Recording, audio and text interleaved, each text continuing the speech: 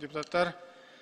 Жогоруда айтылган бир топ депутаттар ушу сиздердин карооңуздарга Кыргыз Республикасында мамлекеттик жөлөк пулдар жөнүндө мыйзамга өзгөртүүлөрдү киргизүү тууралуу мыйзам долбоорун сунуштап жатабыз.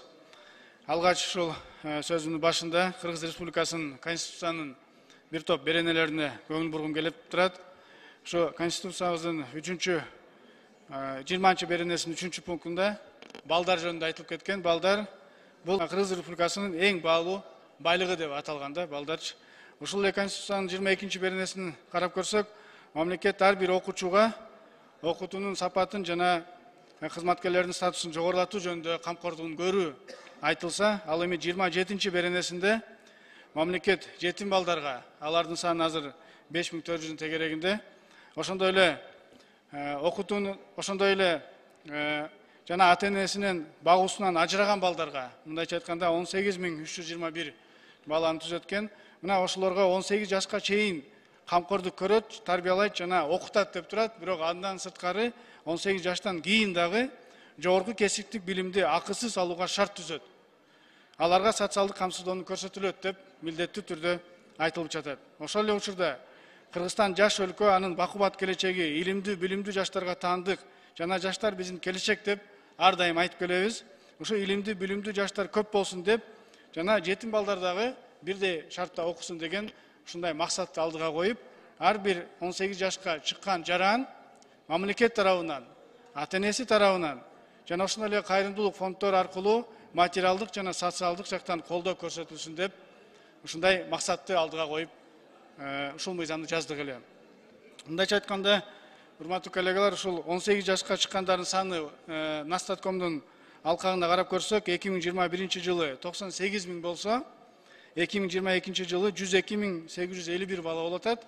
Бирок эң кызыктуусу, булардын ушул 100 000дин 67 000 гана бала ушу окуу мектебин бүтүрүп атат да.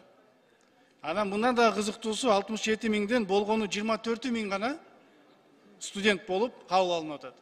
Калган балдар ар кандай жагдайлар менен же окубайт, мигрант болуп кетет, айтор белгисиз да.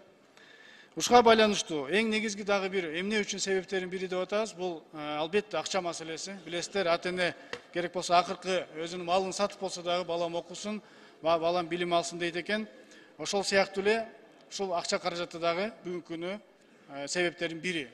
Биз айтып атабыз, эгерде бала жаңы эле төрөлгөндө биз ага атайын банктан счет ачалы деп атабыз. Атайын эсеп счетун ачып, ал жака төлөгөндө эле мамлекет тараптан акча салынса, жана ошондой эле ата-энелерге дагы ошол жака акча салганга мүмкүнчүлүк түзүлсө, жана ошол жана жетим балдарга деп айткандарга, аларга дагы ар кандай кайрымдуулук фонддордон дагы акча салынса, айтор 18 жашка чейин ал ошол счетто топтолуп турса, жана көбөйсө, ар жыл сайын эле мындай өзү менен өзү көбөйүп турса, 18 жашка чыккандан кийин ал акчаны бирок аңакталай ала албайт, эки эле багытка көздөй алат. Биринчиси окуусуна, жогорку билим алууга, мүмкүн Кыргызстанда, мүмкүн башка мамлекетте айтор өзүнүн билимин жогорулатканга. Жана ошондой эле мүмкүн 2 жаш бирип калып, баягындай ипотека үй алам десе, ошол госипотека үй алганга первоначальный взнос деп коет, ошону төлөгөнгө гана багыттай алат. Ушул эки эле гана багытты карап атабыз. Эгерде мына азыр мисал катары эле сүйүнчү пулду 5000 сом тегерегинде болуп атпайбы, ошону счетко салып койгон күнү деле жылдын аягына караганда, ошо 18 жашка чыгып атканда, жок дегенде ушул 2 жылдык контрактын төлөгөнгө мүмкүнчүлүк түзүлүп калат эле да. Азыр эми контракттын саны 30 000 тегерегинде болуп атат жалпысынан. А эгерде ата-энеси жардам берип, же болбосо кайрымдуулук фонддор жардам берип калса, андан да көп болуп, ошол 5 жылдык өзүнүн билимин төлөгөнгө мүмкүнчүлүк түзүлүп атты эле. Мына ушул багытта мыйзамды жазып отурабыз, урматтуу депутаттар. Эми албетте бул каражат маселеси оор, бирок ошол эле учурда бюджетти карап атабыз, мына 200 миллиардтан 500 миллиардка чейин уже жакындап калды. Ошол менен бирге биз ушул мыйзамда 2023 жыл деп койдук эле, бирок 2023 жылдан эмес, 2024 жылдан баштап деле ушул ишибизди баштасак, анда кийинки келечек муунга, биздин кийинки жаштарыбызга бир жакшы жагдай түзүлгөнү болуп турат.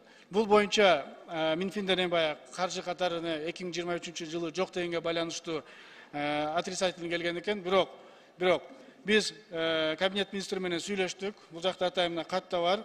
Атайын жумушчу топ түзүлдү. Бир топ министрликтер бул жакка кирди. Ошонун арасында Минфин да кирди. Бизге ошо мөөнөт коюлду. Кыска мөөнөттүн ичинде биз ошол булагын издеп, анан баягы эмне үчүн айтпай атам мынча сом деп.